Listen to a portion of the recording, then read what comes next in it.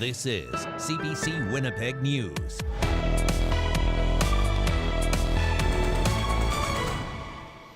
Good evening. Thank you for joining us. Brittany is away tonight. We are learning more about a serious crash on Friday that left 2 people with severe injuries. It happened on La Jamodière at East Mint Place. And as the CBC's Zabina Ahmed reports, the couple who were injured in that crash face a long road to recovery, and a warning that some of the video, particularly what you'll see right at the very beginning of this story, is very jarring to watch. This dashcam video captures the crash of 2 semi-trailers and a passenger vehicle that happened on La Jamodière Boulevard Friday just before 10:30 in the morning. Police say the woman in the crash was rushed to hospital in a critical condition by the Stars Air ambulance, while the man was rushed to hospital in stable condition. Family of the crash victims are trying to raise money for the couple. A cousin says family wants privacy right now. A GoFundMe page has been set up for Marcus and Carly Petzold. It says they have a long road to recovery. Marcus suffered many bruises and lacerations as well as a serious concussion. He was discharged the evening of July 6th and is recovering at home. Carly suffered many broken bones, a fractured vertebrae and a crushed vertebrae as well as other injuries. She underwent surgery to fuse her spine, which was successful, with surgeons noting that she was incredibly lucky to avoid paralysis. The couple's dog was found to be miraculously unharmed. The fundraising page says the couple is resilient and hopeful. The Winnipeg police says the cause of the crash is still under investigation. Zabina Ahmed, CBC News, Winnipeg. A group of parents at a Winnipeg private school are raising concerns with its response to the Israel-Hamas war. They allege Palestinian and Muslim students at St. John's Ravenscourt have faced increased bullying in the wake of the October 7th attack. As CBC's Josh Crabb tells us, one expert says it is up to schools to find a way to address the conflict. School's out for the summer, but a group of parents alleges this past year was a difficult one for some students at St. John's Ravenscourt amid the Israel-Hamas war. We're not naming them due to their concerns about backlash against their children. They allege some students were bullied after wearing keffiyehs to the privately run K-12 school. The checkered black and white scarf has long been worn by Palestinians and is often seen at pro-Palestinian protests. The parents also take issue with a letter sent by SJR to families 5 days after the October 7th attacks by Hamas. It condemned the militant group, but the parents argue the letter lacked historical context. This tension isn't surprising to the University of Manitoba's Adam Muller. He's a professor of peace and conflict studies. Muller says it may be reflective of the stress and strain in the broader community. This is a messy, long-standing, extremely complicated conflict with justice and injustice claims on every side of it, and it's even the international courts are challenged to adjudicate coherently when it comes to, say, for example, the claim that there's been a genocide committed in Gaza. So we shouldn't expect the schools to have an easier time of it. The parents say they brought forward their concerns to the school, but they don't feel the response was adequate. The school won't comment on any specific concerns. It says that's to protect the privacy of students. In an email to CBC, head of school Jim Keefe says SJR strives to be a welcoming place for all students and families. He says the school is not faith-based, but consists of a community of students and families from a broad base of backgrounds and beliefs, including local and international families. The school does not espouse a particular faith or political viewpoint and follows the Manitoba curriculum. Keefe says SJR has a code of conduct and investigates when concerns are brought forward. Muller suggests some form of mediation may also be required. We would expect the schools to have some way or some process or protocol for addressing the conflict that doesn't segregate, that doesn't privilege one group over another group and so forth, that actually brings people together and helps resolve what's dividing them. Muller says it's important leaders create safe spaces for conversations about the conflict by setting ground rules for discussion.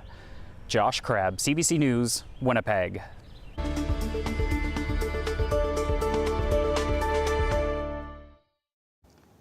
Manitoba is on the verge of opening its first supervised consumption site. The government now has a partner to help develop that site and eventually to help run it as well. CBC's Ian Fraze was at the legislature today and joins us live in the newsroom now. So Ian, who is going to help out the province? Riley, it's Aboriginal Health and Wellness. This is the same group that pitched government on a plan months ago to establish an Indigenous-run supervised consumption site. Now that group will take on a leadership role. They're going to spend the next few months speaking with community groups about the idea. The Premier says a big focus of those talks will be around the location of the site. Looked at other jurisdictions, it is clear that there will be an impact when you open a supervised consumption site in terms of the next few blocks around it. So we need to select the location with that in mind. That means it probably can't go near a school or a daycare. Canoe says he expects a greater law enforcement presence in the area around the site. He's previously said that the government is thinking about an area in North Main Street in Winnipeg for this site.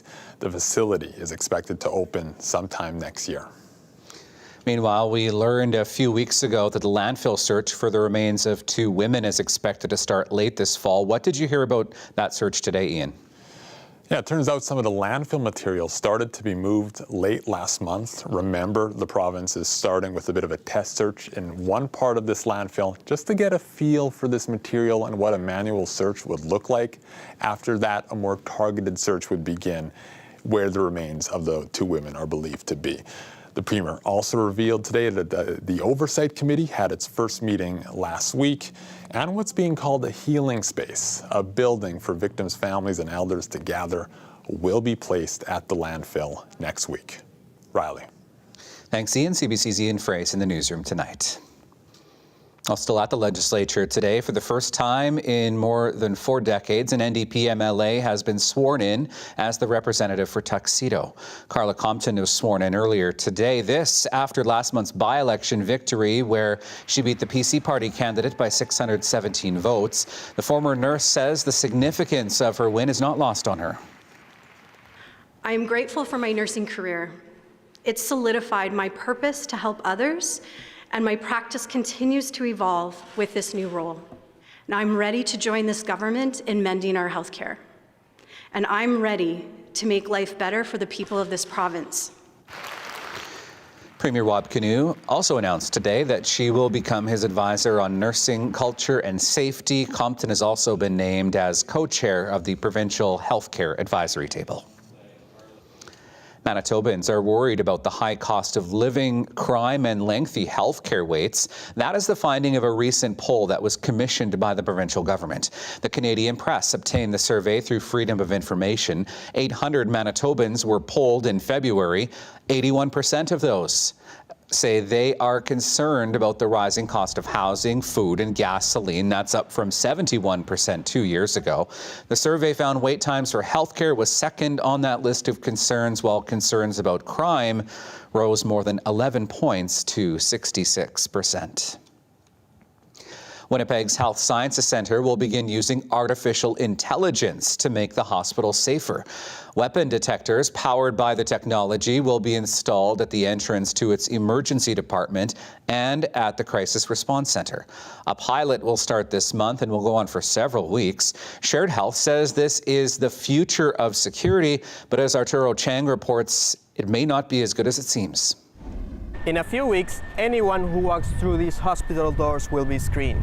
With a quick scan, the new detectors will be able to check whether somebody is carrying a weapon, like a gun or a knife. The technology will be installed in this corridor and will flag dangerous objects to security. The hospital's chief operating officer is optimistic. If you're using metal detector technology, it means you have to pause, you need to take all the metal out, you could cause a backlog and a wait. The pilot comes as staff called for more security measures amid a spike in violent incidents. The technology is already in arenas and casinos, but this would only be the second time it's been tried at a Canadian hospital. Windsor Regional in Ontario has had it since last year.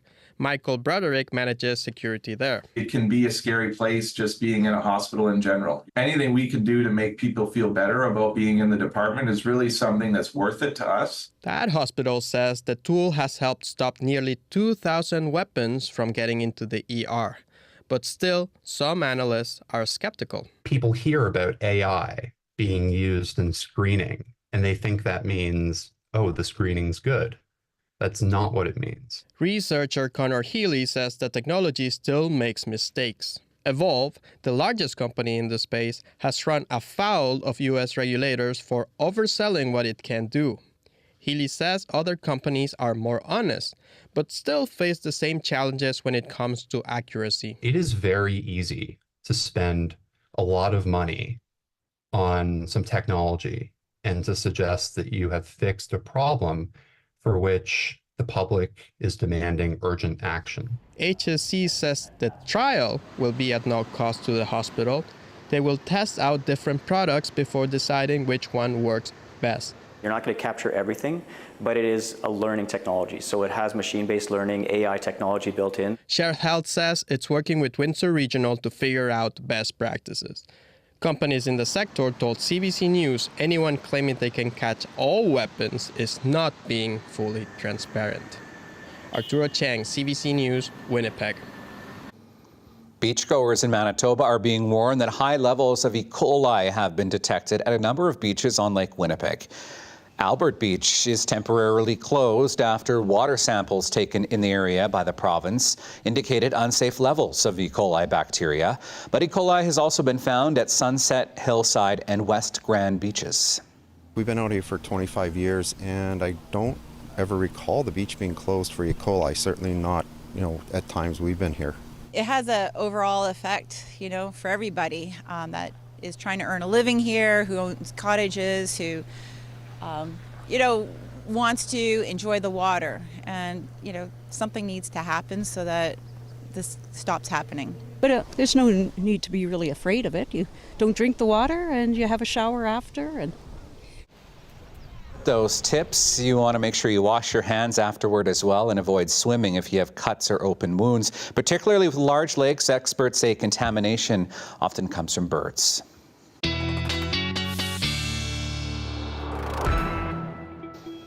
And that leads us to a look at our forecast, and we are looking at some pretty significant heat making its way into Manitoba. That's one of the themes I'm talking about tonight. I also want to talk about the air quality first, because certainly hazy across parts of the province today, including here in Winnipeg earlier.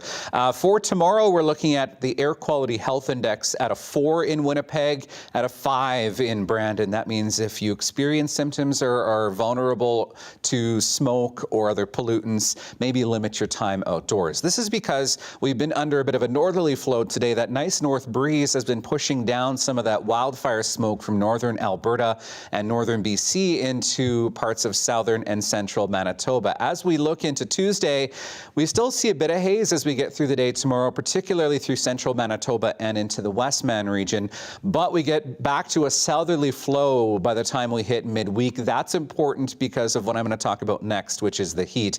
That southerly flow will push some of that smoke back further north into areas like Thompson and along the Hudson Bay coast. Not much to see on satellite and radar. A few showers along the Hudson Bay coast today, even into places like Thompson getting a few showers throughout the afternoon. A few rumbles of thunder through northwestern Ontario in particular today, but nothing really of the severe variety. And that's kind of what we're looking forward to as we get into the next couple of days. Maybe a few sprinkles first thing in northern Manitoba on Tuesday. That brings us to a fairly widespread risk of some thunderstorms later Tuesday afternoon here in southern Manitoba and into northwestern Ontario. By and large, though, we're looking at sunny conditions right through the balance of the work week.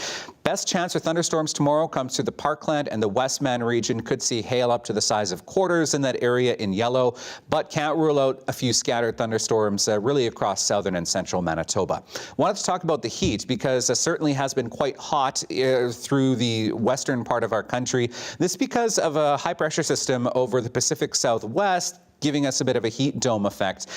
that will very slowly make its way to the east as we get through the work week, kind of stalling out over Colorado. And what that will do will funnel some of that warm Pacific air into southern Manitoba and southern Saskatchewan through the midweek, really driving up our temperatures by the time we hit sort of the deeper end of the work week here, and really driving up the humidity as well. So we're looking at temperatures of 30 degrees for Wednesday and Thursday, into the 30s for the weekend as well, and we'll talk about the humidity in your 7-day forecast.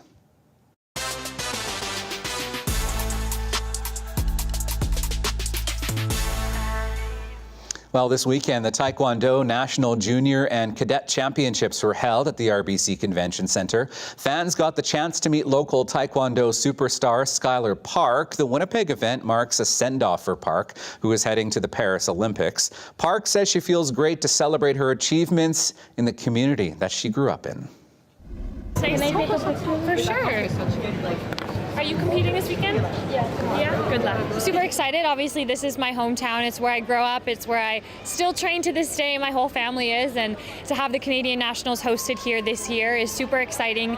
To have the whole Taekwondo community here and for me to be able to see this event is special for sure.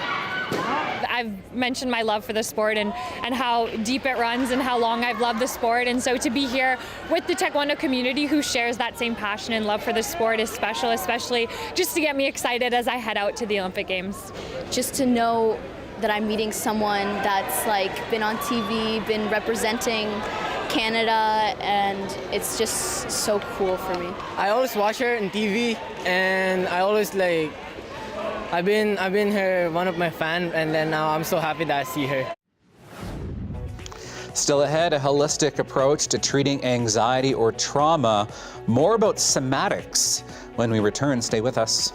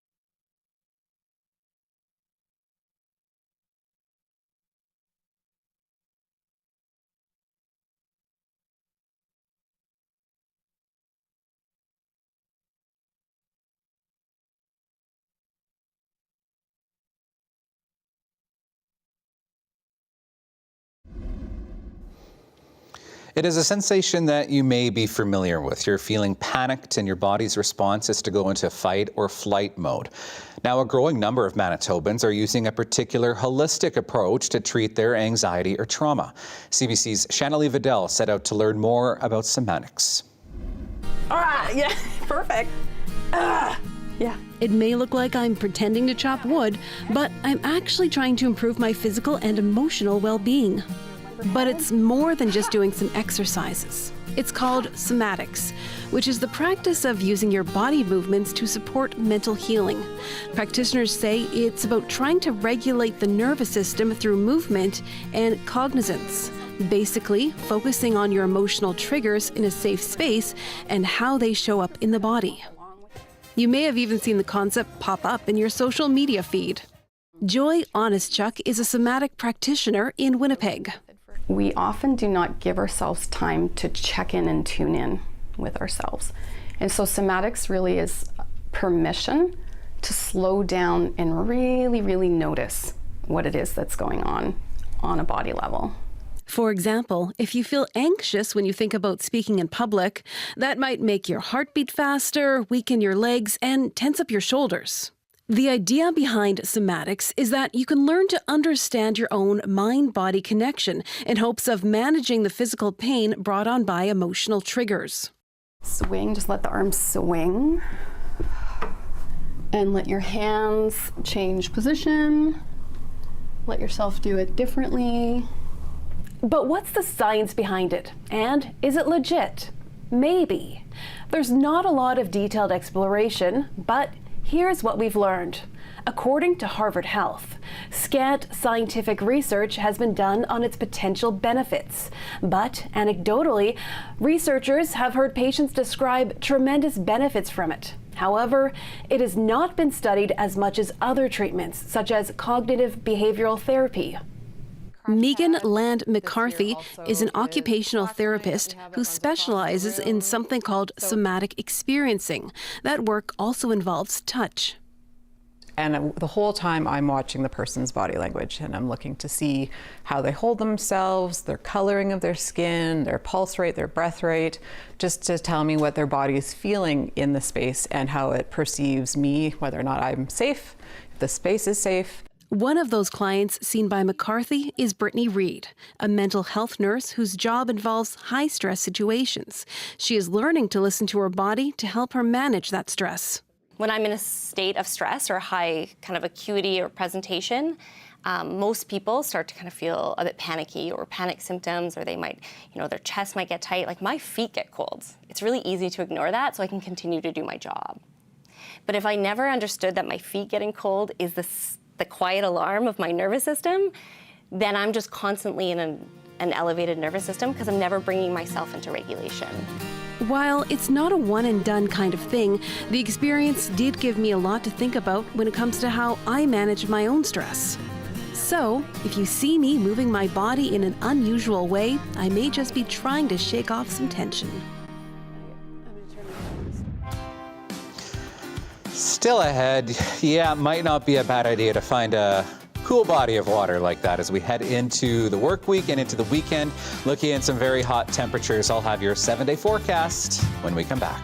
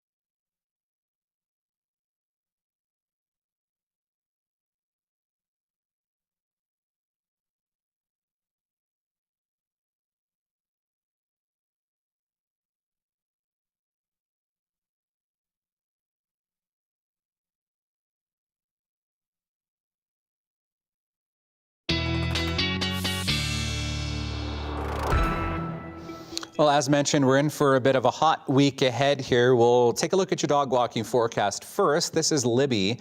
Thank you, Jody, for sending this picture in. Might be a bit warm in those blankets.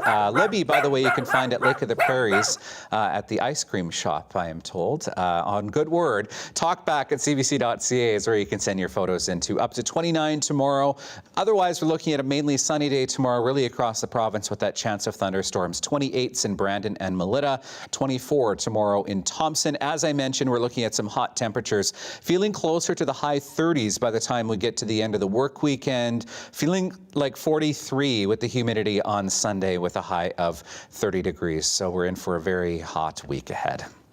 Brightly painted courts proved to be a big hit in Winnipeg's River Osborne neighborhood. Dozens of young hoopers came out to break in refurbished basketball courts on Sunday, and that is tonight's Daily Lift.